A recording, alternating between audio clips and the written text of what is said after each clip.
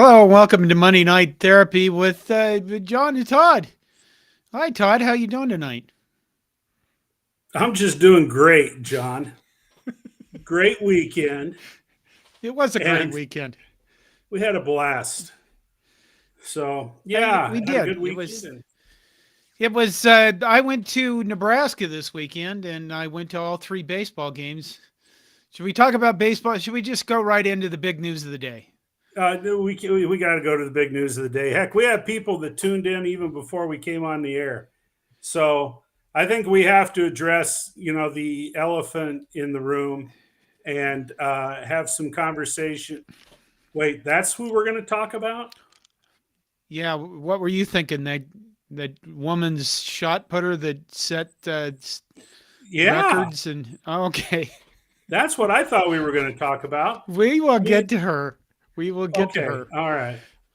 All right. So Dylan Raiola commits to Georgia after months and years and an eon of speculation and so much internet offseason time spent on that one subject. Do you think it was a letdown, or do you just think it was something that was bound to happen?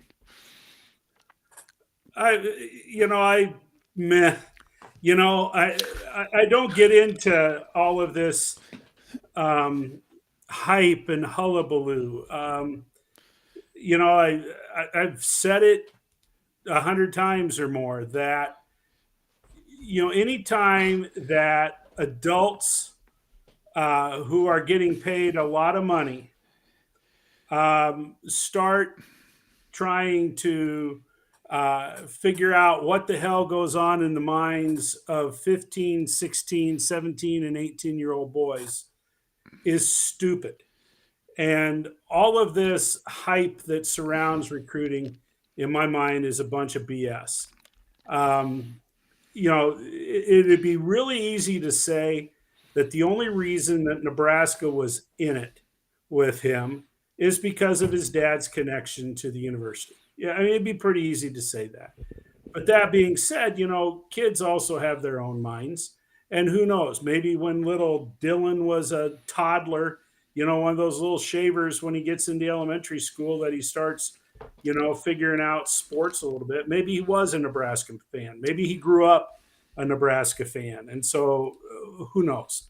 But to be honest, I really don't care. And would I have liked to have had Dylan Raiola come to the University of Nebraska to play quarterback? I really would, because people say he's really good.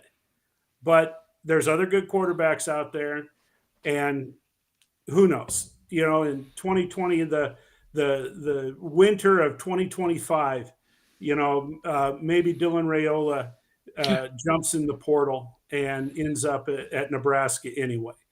Um, Whatever. We're going to go to comments right away because they were coming in before we started. Wade Farr has three. He posted before anybody even got here. Wade Farr says, "Will Raiola stay at Georgia if he isn't number one when they play in 2024?" If he doesn't play in 2000, I don't know. It's if he I doesn't would. play in 2024, why is that? They Does he already get dinged haven't. up? Is he No, behind? How many if people he is he isn't behind? no, if he isn't number one in 2024 Oh, as a true maybe, freshman, maybe he might. I don't. I would. I would think you'd stay.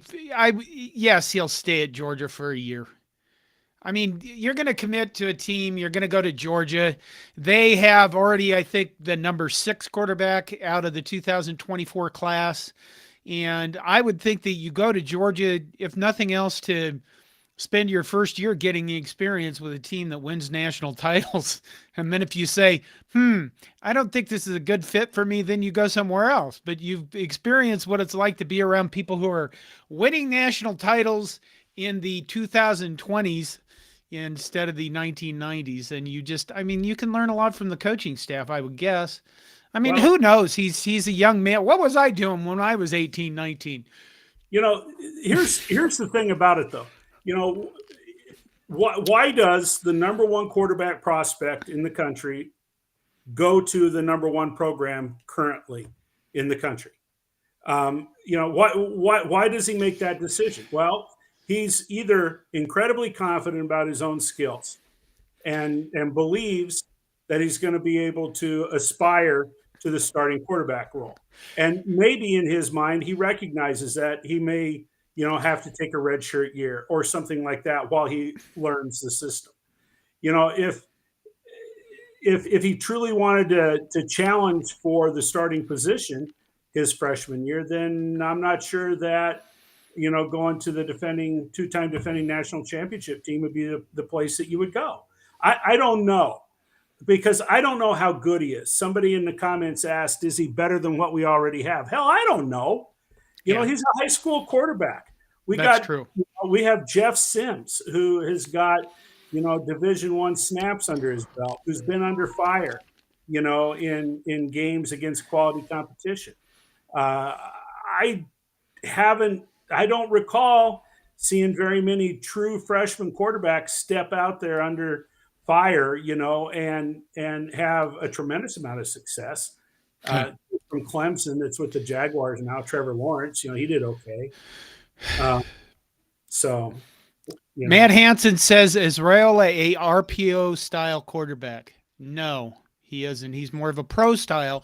I think the thing is we looked at our offense, or we saw what the offense might look like during the spring game. We really haven't seen in live action what the Nebraska offense is going to look like, but it's obvious that it's going to feature a quarterback that's going to be mobile. Raiola isn't known as a mobile quarterback. He's known as a more passing style or pro style quarterback. And, Todd said, I don't know if he's that good. Well, the recruiting guys I've talked to said that, I swear to God, that he is like going to be an NFL number 1 round or first round draft pick. And he's very mature and he's a leader. And, it probably hurts to lose him. It would have been nice to have him. I'm sure they would have retooled the offense around his skills.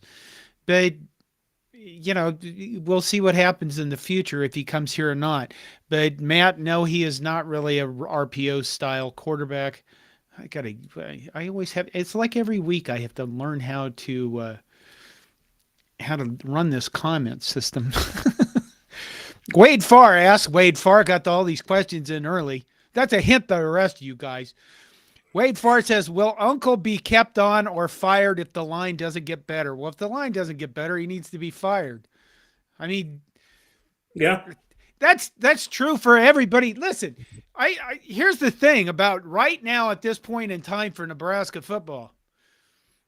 I don't want to say this is like the end of the world crucial, but you guys need to realize that 2023 is kind of a special year. It's the year that Nebraska needs to win enough games to wipe the stink off. It doesn't matter who the players are or the coaches. They need to get together and win enough to get the stink off this program because it stinks. I know we've had a great offseason. Matt Rule said everything right, and he said wonderful things and fullback and run and all the things we want to hear. And he's on stage with Kenny Chesney or some damn thing. But if you can't get the guys that are going to be the best coaches that you can hire, because in one more year after this, everything changes. The Big Ten becomes a lot more competitive with USC and UCLA joining. And like I've said repeatedly, you want to be in the top 4. And if you're not in the top 4, it's going to get harder to work your way up there. And the college football playoff expands to 12 teams, and you want to be part of that by being in the top 4 of the Big Ten because that gives you a shot. So, yeah, I would hope that, listen, I'd hope very seriously that the coaches we have now are very competent and none of them have to be fired.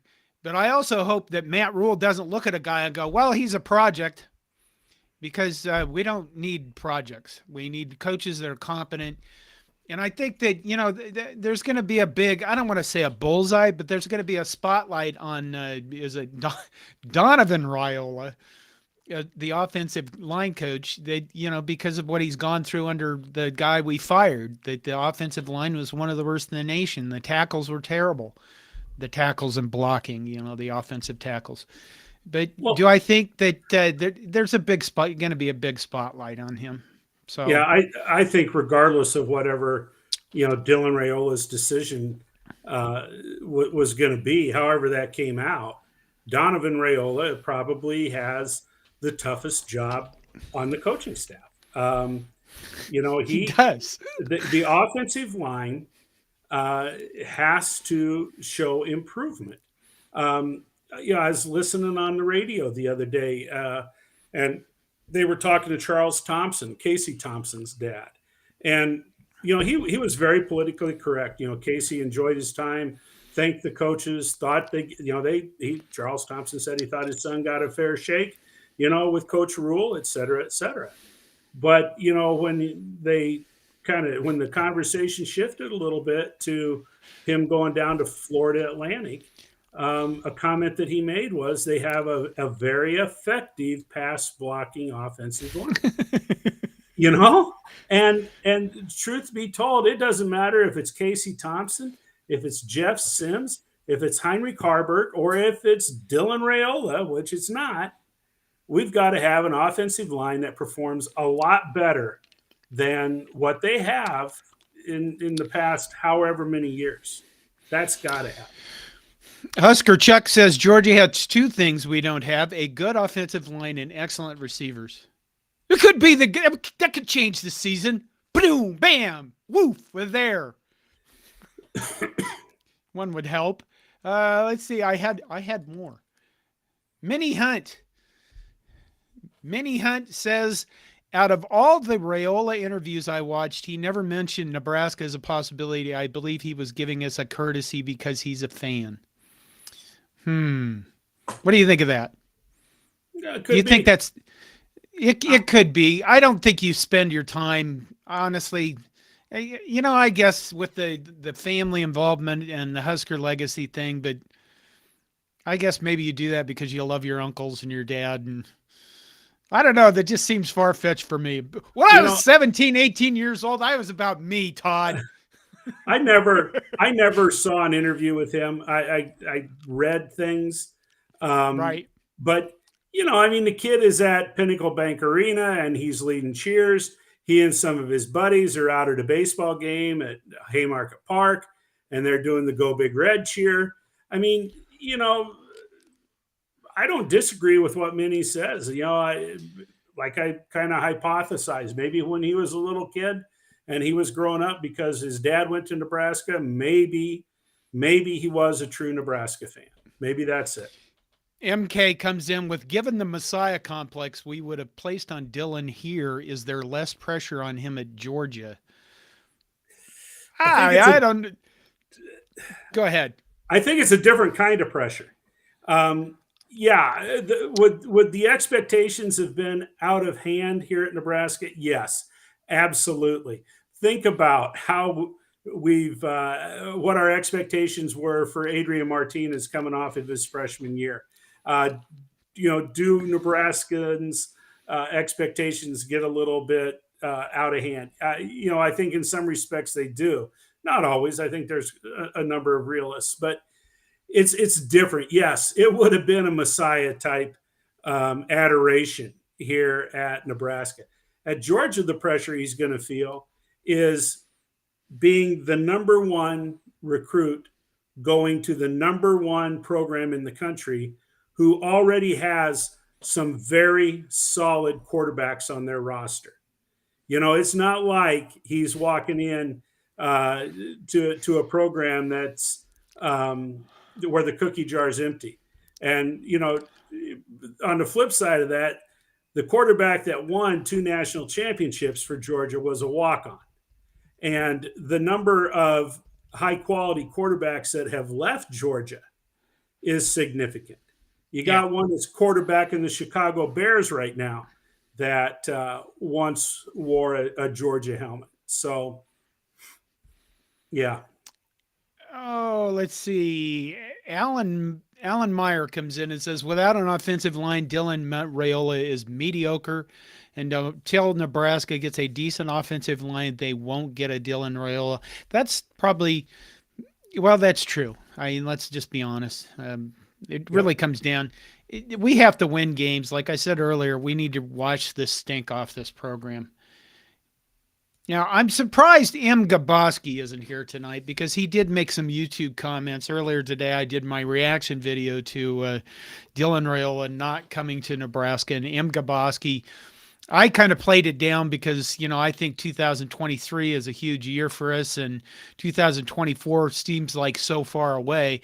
And M. Gaboski said, no, it's a big deal because, a guy like that raises your presence. And then he compared it to Rich Rod not getting Braxton Miller, I think, or somebody that went to Ohio State, and Rich Rod was fired 3 years later. And man, what a downer that. Get that guy. Maybe I'm glad he isn't here. The hell with that guy. Okay, what else we got up? I think the thing now here's the thing. You guys haven't been that bad about it in chat. I've been watching Twitter, and you get all these guys that are like, oh, he wasn't that good anyway. He was overhyped.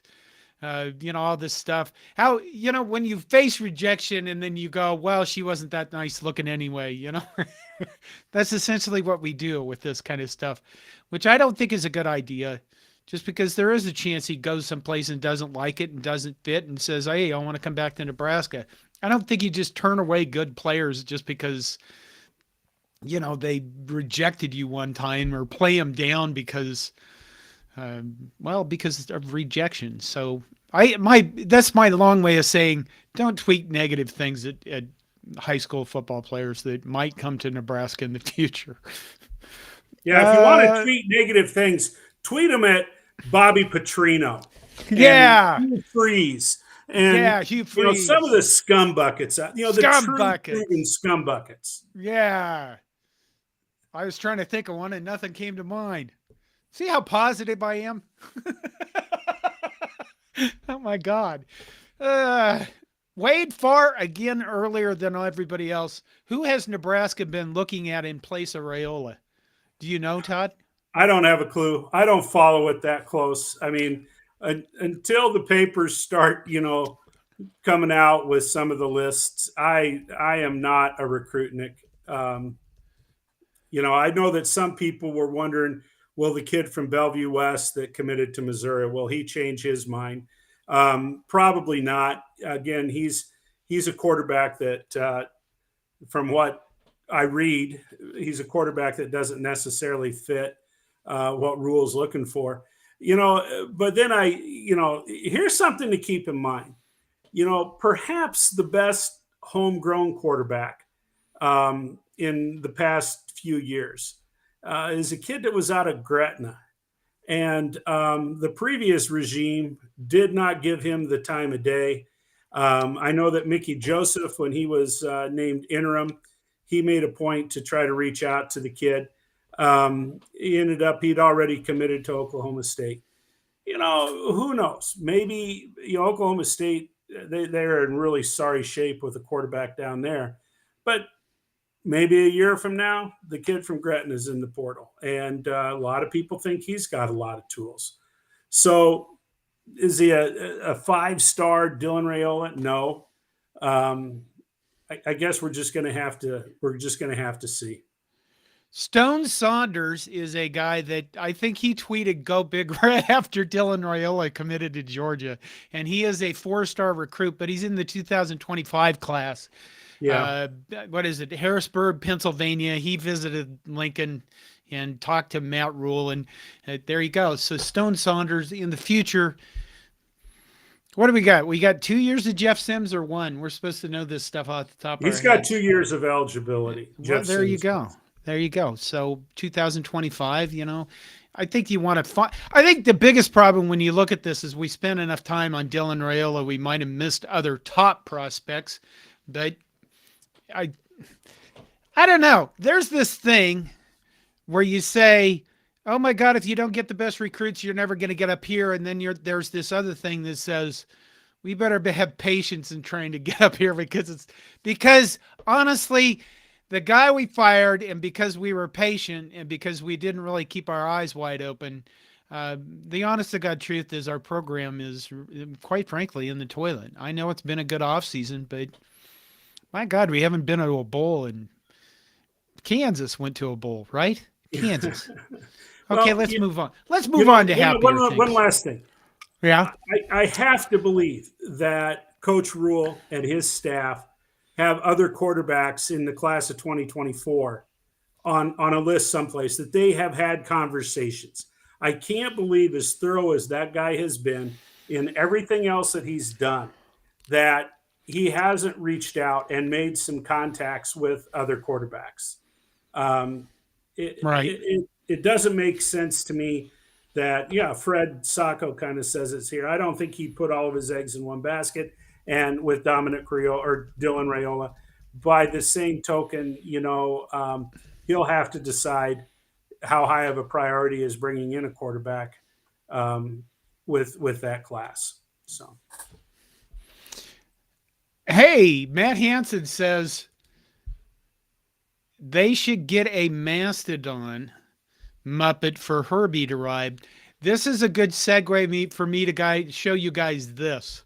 I am working on some designs for new T-shirts, and this is one of the potential winning designs that we might look at putting on a T-shirt. This is just one of several, but I am working on man-killing mastodon T-shirts for fans. To be honest with you, there you go. There's one of such option. And we'll wow, Linda Wilkins comes in with the you wound me, Linda. Linda Wilkins says, John, did you have color in your hair the last time Nebraska went to a bowl? Wow. well, if you're going to become a I have color in capitalist my hair. shill, if you're going to become a capitalist shill trying to bleed, hard-earned money out of people for Mastodon T-shirts, you better dye your hair. You better look more like Joe Schweibecker or Weird Wally or one of those hucksters out there that sells Didn't they people have things they don't need. what did they have? What? Wow. I am taken aback. This is a color. Come on, Linda. Okay. What's next? Is there Well, any more Dylan Raiola? I mean, we are looking at other quarterbacks. I could probably pull it up here, but I think that we'll find a quarterback for the 2024 class. I I'm think they not will really too. worried. I'm still thinking about 2023. What's going to happen this season? So the whole Right. Dylan, that's a whole year away, and there's plenty of time to do this stuff. I Yeah. know that we spend time in the off season. Look, here's the thing. I don't think we've done this as much, but we collectively, as people who put out content that people devour for Nebraska football, this offseason has spent more time on Dylan Raiola than probably 98% of anything else. And I know that you guys love to talk about Nebraska football, but we at least try to cover the other programs and stay with like what's going on with Nebraska baseball and other things like that, wrestling. I don't think we're really as worried as much about content as they are. I saw some of them on Twitter, kind of facetiously saying, "Now what are we going to talk about?" Well, we have a Well, long history and we have other teams. you know, there's Okay, there's still some other movement that's been kind of low key with the football program. Another negative is a kid from West Side, the Teddy Rizak. He committed to Notre Dame. I think there's I don't know that I don't follow Nebraska high school football as close as a lot of people do, but I think there are like three of these Rizak brothers that are all pretty fair players that have all gone out of state to play. Um, on the flip side of this, Matt Rule did announce that they're giving scholarships to Bullock and Borchiker, a couple of walk-ons and well-deserved. And it kind of begs the question. We saw a number of Nebraska players go into the portal.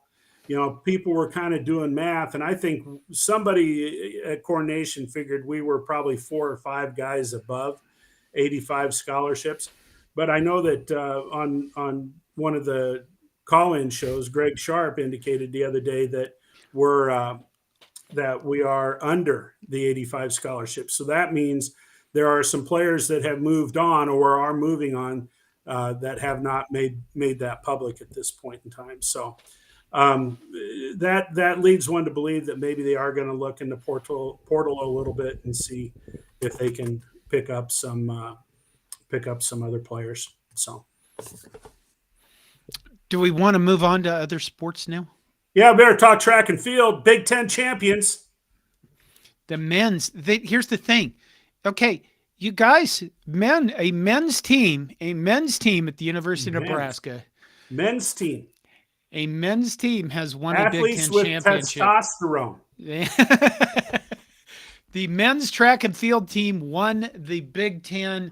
Let's see. They won their first Big Ten outdoor title since 2016 with 151 points.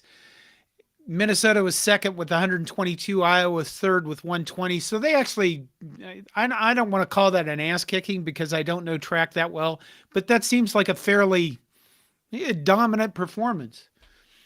I was going to post all the winners, but the women's track team finished third. And let's see, we have one thing we have to show you from the women's track team, and that is this. Alexina Johansson broke the school record in the women's shot put with a throw of 63 feet 4 inches, 19.3 meters for those of you who are in Europe. Number 1 in the nation, number 1 in school history, number 2 NCAA indoor throw all time, number 2 worldwide in 2023, and the Sweden indoor record holder.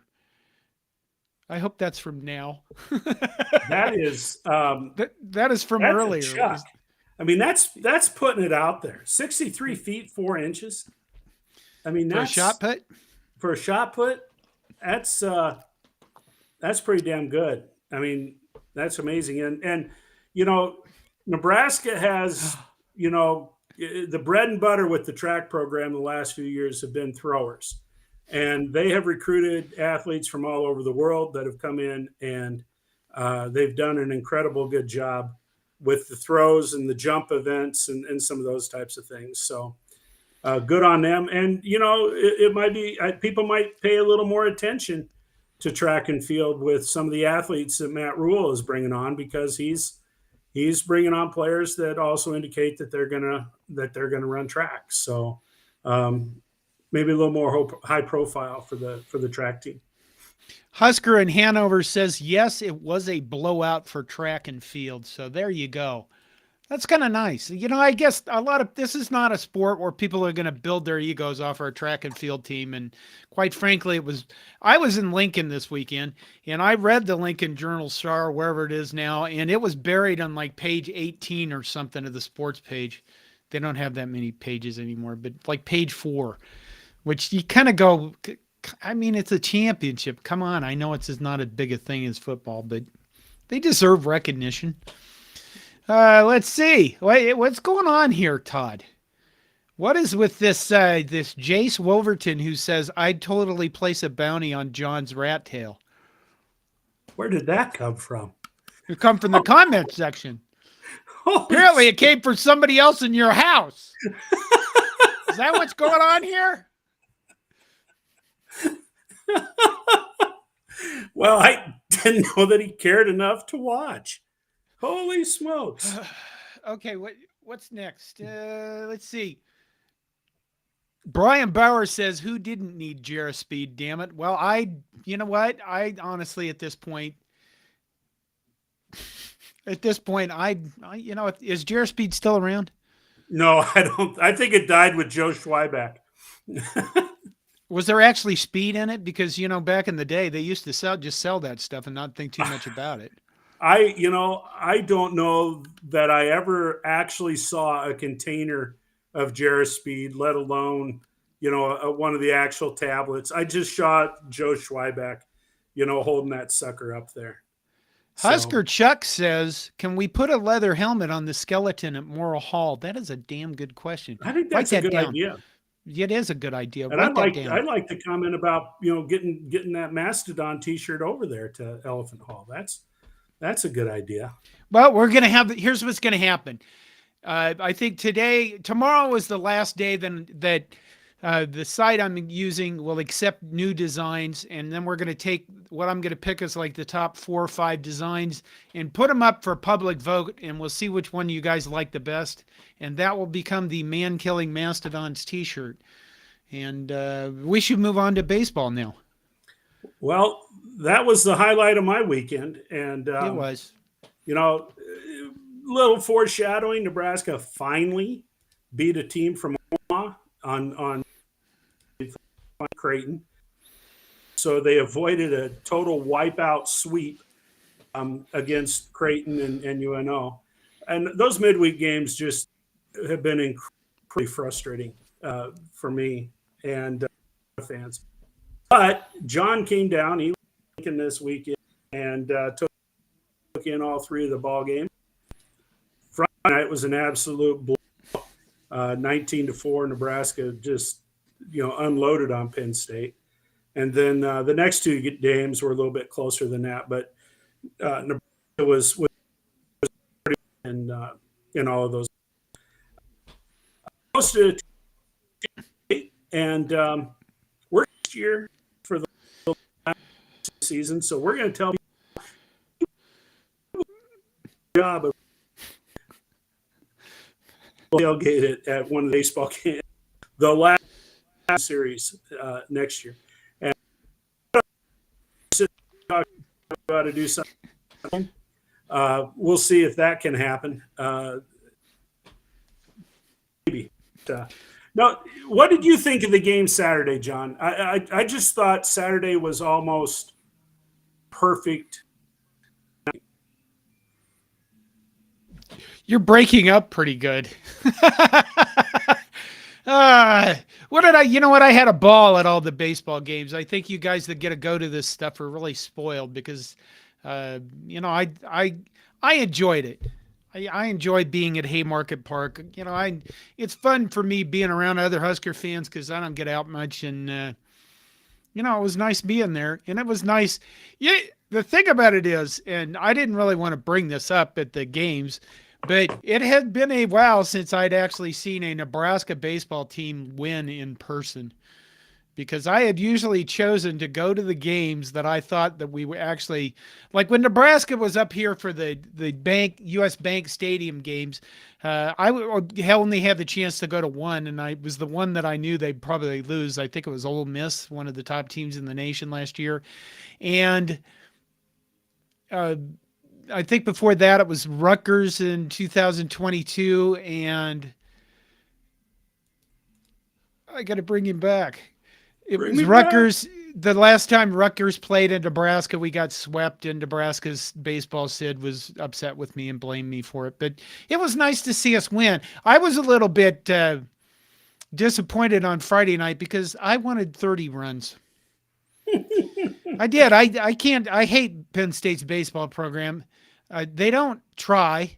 They really don't. They don't put much effort in their baseball program. And I wanted us to not just beat them, I wanted us to embarrass the shit out of them because they don't. And when I say they don't try, and I've said this over and over, and I'm going to say it again, they don't bother scheduling anybody.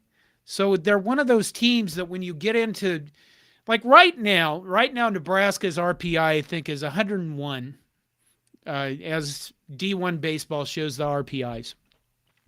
That is not a good enough RPI for Nebraska to get into the NCAA tourney without winning the Big Ten tournament.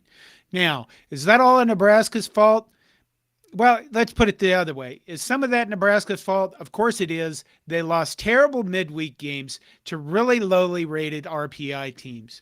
Now, if they'd have won all those games, it might still have been a problem because the Big Ten, some of the teams in the Big Ten schedule so poorly that no matter if you beat them or you lose to them, your RPI is going down anyway. And Penn State is one of those teams. So I was glad we won all 3 games against Penn State and swept them. And I had a blast. And in fact, hey, get her here. I caught a T-shirt And I'd never done. Here's the thing: I have not been a fan for a while, and I am getting to enjoy being a fan instead of a guy that has to. I realized this Saturday night. I thought it was a beautiful Saturday night, and the people were into it, and people were yelling and screaming, and baseball was fun. But I realized that I didn't have to work or do anything. I could just sit there, watch a sport, and yell. And I did yell. I yelled very loudly, destroy their hopes and dreams. Yeah, because my sister Mary, who's a very nice person, asked me, "Did you yell at the games?" And I said, "Yes." I yelled, "Destroy their hope and dreams," and she thought I was being mean. So so here's what this looks like. Here's the mighty unwrapping. That's kind of cool. Yeah, Is that what K stands for? K stands strike for them cool. out. Strike them out. They chuck those T-shirts at the end of every inning when Nebraska pitchers strike out a guy. So good on really? John for getting one of those things. Now, John, on Friday night, did they have the cheerleaders there like they had them on Saturday? So was it one of those cheerleaders that caught you out of the corner of her eye and did a little wink and tossed it your No, way? no. All I know is that I didn't know what was going on. And people next to me stood up. And then I didn't even know they were throwing T-shirts. And all of a sudden, I see this thing fly over the outstretched hands of people standing up around me. And I just went like this. And there was a T-shirt there. And I went, whoa, look, Santa. I tried to kill myself with a peanut. Yeah, I'm going to say that everybody nearby is probably pretty lucky that you, in fact, didn't kill yourself with a peanut. I never. Okay, I said I'm getting used to being a fan again. So I bought a bag of peanuts, and there are peanuts in the shell, and I was unwrapping them, and I happen to have one in my hand here. At the same time, I have this bag of peanuts, and I am screaming at the top of my lungs something. And right as I finish my scream, before I'm done yelling, I throw this peanut into my mouth. And of course, since you yelled all the breath out of you, you have to inhale. And I inhaled the damn thing, I think right into my lungs, straight into my lungs. Didn't even stop in my throat, just went straight into my lungs. And then it was fun getting it back out. And then I had to cough a peanut right back out of my lungs. And the people around me were very amused by this. And let's see what else. What else did I actually do? We talked about the tailgate.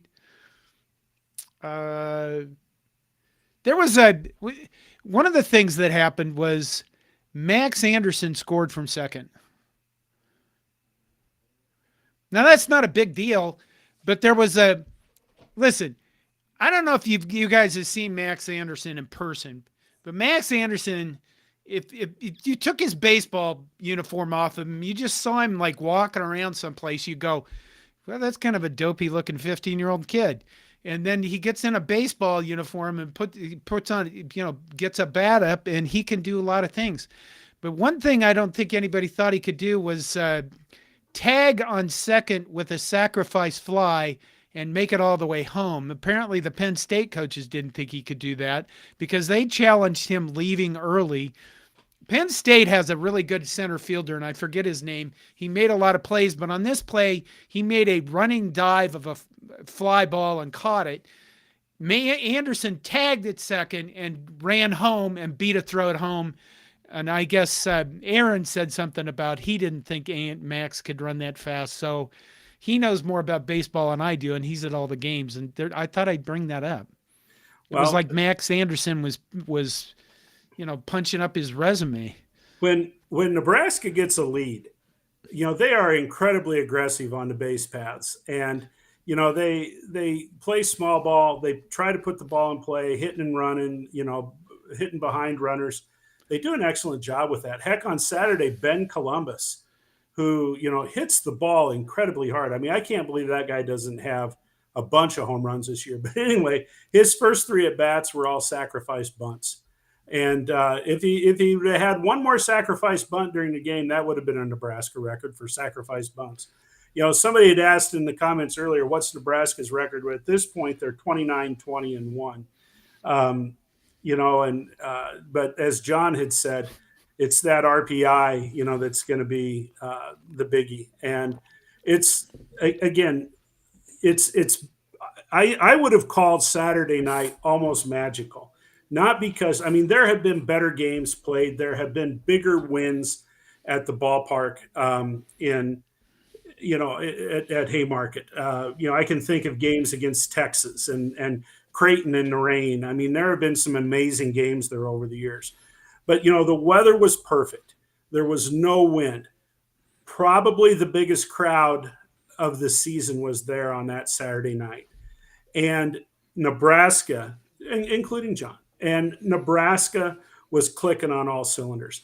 And, it's a pretty special thing when you have a couple of players, Bryce Matthews and Max Anderson. They're both juniors, but, that Sunday was probably the last game that they're ever going to play at Haymarket Park because both of them right now are considered to be, draft picks that will get chosen in the first 5 rounds. So, that's their life dream, is to play professional baseball. And in all likelihood, if they get drafted, they are going to go. But, you got 2 guys that are both hitting right at 20 home runs. The team is on track for possibly breaking the team home run record, which I think there's a chance because out at Purdue, that's a ballpark where you can hit home runs. You just kind of wonder if Purdue has put their tarp up for the year. Have they put it? Have they taken it and put it in the storage shed, thinking you need to explain that to people. Well, last year, when Nebraska played the final series of the season out at Purdue, Nebraska had an opportunity to still make the Big Ten tournament, and they would have to, get I think they had to win two of 3 or something like that. But the last game of the series, it rained the night before, and Purdue didn't tarp the field. And then the next day, there was rain in the forecast, and there was a bunch of back and forth arguing about whether or not they could play the game. Well, ultimately, that decision's in the hands of the umpires, but truth be told, the umpires are going to work with the grounds crew and that type of thing. And they ended up calling the game, canceling the game on Saturday afternoon. Never mind sticking around maybe until Sunday to try to get the game in. But because Purdue didn't play that game on Saturday afternoon, they got into the Big Ten tournament, and Nebraska didn't. So they left their tarp on the field the entire time. Yeah. And and it didn't rain. It didn't rain. So the kicker on all this is this year, Coach Bolt isn't taking any chances. They are flying out early, and they are flying back on Sunday. The games are scheduled for Thursday, Friday, and Saturday. So Coach Bolt's going to have the team there an extra day, just in case Purdue has issues with their tarp once again, and no shenanigans, because apparently Nebraska has clinched a spot in the tournament, but Purdue could actually get into the tournament. It would be beneficial to Purdue to lose a game. I mean, not lose a game, but to drop a game, from a percentage standpoint against some of the other teams. You mean drop as in not play? Drop as in not play. So, who knows? Who knows what's going to happen out in Purdue? But our own Aaron Rostovsky, he is flying out to Purdue for the 3-game series with the sole intention of making sure that tarp is handled properly, and that Purdue cannot pull any shenanigans against the Nebraska Cornhuskers. Those are the links that my staff will go to protect our Nebraska Cornhuskers teams. Wade Farr comes in with a comment that says, Why man killing like the mastodon, just not the words? Wade, you need to go watch my video I did about how Nebraska got their nicknames. Because I'll give away at the end, there's a bonus nickname. And in 1921, the Pittsburgh Dispatch referred to Nebraska as a group of man killing mastodons. That's where this comes from. It is a nickname that Nebraska has been referred to in the past, but nobody acknowledges it and everybody forgot it.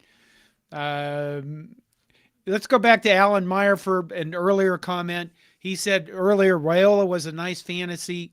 Only way he comes here is as a transfer after not starting for 2 to 3 years, a la Joe Burrow. Maybe then he can do for Nebraska what Burrow did for LSU. That's a nice thought. And then there's the other thought of, Dylan Raiola winning a Heisman somewhere and somebody saying stuff like, wouldn't it have been, remember when Dylan Raiola was going to come to Nebraska just like they did with that Joe Burrow stuff? Who knows what the future holds? Wait, we need to go. We missed a sport, softball. Yeah, softball got beat in the semifinals of the Big Ten tournament by eventual champions Northwestern. They did not finish the season well. I think they lost 6 of the last 8 games. But opposite of the baseball team, their RPI was pretty good. I think their RPI was 36 or 37, and so they were considered to be a bubble team, but they did get selected. And for the second year in a row, they're going to play in the regional tournament down at Stillwater. The interesting thing about that whole Stillwater thing is that Nebraska will play against Wichita State. Wichita State has beaten Nebraska twice this year, and Wichita State has beaten Oklahoma State twice this year. So even though Oklahoma State is the top seed in the regional and playing on their home field, Wichita State is 4-0 against them and against Nebraska. Now get this comment. Alan Meyer comes in with a comment. My grandfather lost half a lung to a peanut in his lung. Alan, is that a real comment? Is that something that really happened? Because now I'm going to have nightmares. You better be more careful with your peanut. I guess. It's the complete coordination that I've always had in my entire life. What else do we have? We're at 48 minutes. Well, did you hear that Dylan Raiola is going to go to Georgia?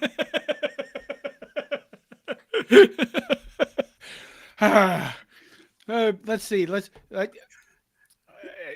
you know that Kenny Chesney was going to be at Pinnacle on the night of the baseball game? I didn't know that. How did I miss that? Kenny Chesney is on my bucket list of people to see, and somehow that went above me. I could have done both. I could have gone to the baseball game, and then I could have hustled over to the Pinnacle Bank Arena. I could have hung out with Matt Rule and watched Kenny Chesney sing some of the greatest country songs of the last 30 years.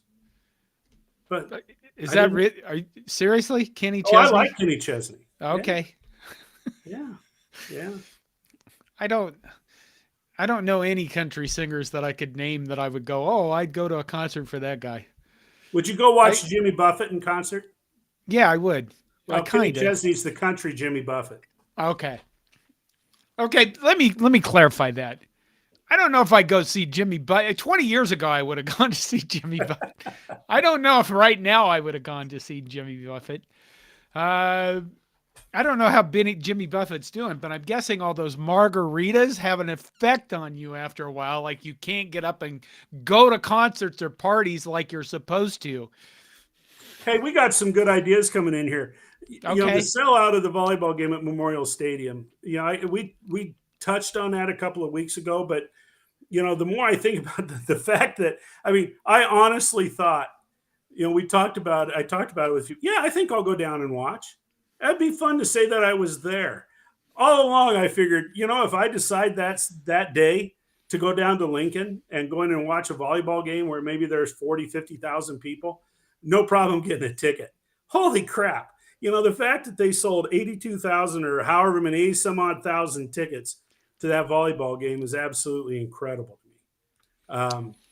Amazing. Joel Tilson comes up with a question I forgot about. I did have it marked. Will Oregon and Washington join the Big Ten? That's been some of the big scuttlebutt out there. I just, it's the off season, and you see a lot of people create stuff. And here's the thing with the Big Ten expansion. I don't. Right now, you have a contract, and I don't think that contract's going to get any bigger. Which means if you have Oregon and Washington joining the Big Ten, you're going to get less money if you're in Nebraska. So, you know what I mean? You're diluting the pool. Now, will Oregon and Washington join the Big Ten if the Pac-12 completely falls apart? They're probably. I think was it Joel that also said that they've been vetted to join the Big Ten? I guess all of this stuff is in play depending upon what happens with the Pac-12 and the Big 12 and their TV contracts. And my God, the Big 10 and the SEC are getting way more money to the point that it's becoming dangerous for everybody else. And I probably would look at, the ACC and say, okay, what's going to happen with Florida State and Clemson? And then you might have heard this noise that maybe there's going to be 60 teams that break away and form their own super league. And that rumor's been in every offseason. Well, John, since I was a kid. It was reported today that 7 of the ACC schools, including Florida State and Clemson and Miami, are having some conversation about some kind of I don't want to say necessarily a contract or something, about how they as an entity are going to try to figure out if they can get out of the ACC's contracts, television commitments, and all that kind of stuff. And in essence, make themselves, the way I read this, in essence, kind of make themselves available as either a new conference or to pull other schools in. And I haven't read the article, but Sports Illustrated had a feature article about the Pac-12, the Big 12, and the ACC, and how they are not going to survive as separate entities. So, Washington fans, or a Washington fan, kind of got under the skin of some Nebraska fans when they, put out on some kind of message board that if the Big Ten knew what they were doing, they'd boot Nebraska out and bring Washington in because Washington has blah, blah, blah, blah, blah, blah, blah, I would venture to say that the Big Ten is going to add a couple more teams, and I would venture to say that we're going to see a lot of shifting with the ACC, the Big 12, and the Pac-12. But who's going to make the first move? The next? When do you think this is going to happen? I would say sooner or later. I'd say within the next 2 years. Okay, within the next 2 years, I can see that happening just because. I don't know. There just seems to be there's a lot of flux, and there's a lot of, the Pac-12 isn't going to be making any money whatsoever. Alan Meyer says, if it's about prestige, it'll be Cal and Stanford. If it's about money, Clemson and Notre Dame. Well, I think you probably could answer your own question there. I mean, all of this stuff has become about money. Maybe I missed it then. The English is going, people. Wade Farr says Mastodon is a better mascot than plain white farmer. Maybe a lot of good players think Herbie is kind of racist. I mean, most Indian mascots got canned just saying, but I missed the one that I wanted to hit. Oh, Joel Tilson says 12-team college football playoffs will be great. I didn't think that until we had Scott Docterman on, and he pointed out that if Nebraska gets into the college football playoff, that the moment that we have an on-campus game will become the biggest game in our school history. And I thought, my God, he's right. It just, I guess you look at that and you go, that is huge. Joel Tilson says 12-team playoff this year. No, it's 1 year away. Yeah, 1 year away. So I have to not kill myself with peanuts and to see I can make it that hard. Okay. Wait, I do want to announce one other thing. I am going to probably be setting up a Patreon, and a Patreon is something where you can contribute to our site. And the reason I'm going to set up a Patreon for it is for the college football history videos. And basically, what it'll have is tiers. Like you can give me $5 a month, $10 a month. And the reason that I really want to do this is because I'm going to keep doing the football history videos. I want them to get more deeper in depth as I get better at it. But the problem with getting deeper in depth means I'm probably going to have to go to library collections across the nation. And I know that at some point I'm probably going to have to pay to have collections digitized or to they're going to say, you need to pay us to have access to this. So that would be one reason. And then, just because, I don't know, would help me do this more instead of my real job. Okay. We're going to finish early, I think. Yeah, I'm okay with finishing early. Alan Meyer said it's because you need the cash. That's exactly right. I'm not going to be shy about that. It would be nice. I spend a lot of time on the history videos, the research, and having the subscriptions to things that it's nice. What we're going to do with future shows, I didn't do this for this Monday because honestly, I thought I would be in Lincoln till Monday, and I didn't know if I'd get back in time for tonight's show. And we didn't have a guest. But what we're going to try to do is find other teams, people from other teams like Michigan, Minnesota, Wisconsin. We already did Iowa, Michigan. I mentioned Michigan, Purdue. I know some Purdue people we can talk to. We'll wait until after baseball season to talk to the Purdue people, just so I don't attack them vociferously. There's one more thing I'll tell you that we did. Andy Ketterson, who writes for us, brought his daughter to the baseball game. And at one point, I yelled, yay. And Andy thought I yelled something different, and it's clear Andy's going deaf. And we were explaining what I yelled to Andy, that it was just a simple yay after we scored a run. And Andy turned to his daughter and said, he says egad a lot. And she did not know that egad was a word. It's egad. That's it. Egad. Shock, dismay. So for a few innings, I used other words to entertain her for the rest of the night, like gadzooks, poppycock, and balderdash. So that was one other thing I had fun doing, was expanding Andy's daughter's vocabulary. And there wasn't even any profanity in there because when I was at the baseball game, I was a nice human being. And I would like to thank you for all the people that came up and said hello to us and everything like that. That's all I got, Todd. I was kind of stretching it. Yeah, I don't have anything else, John. I'm kind of tuckered out. Are you? Yeah. Okay. Yeah. Well, good night, Todd.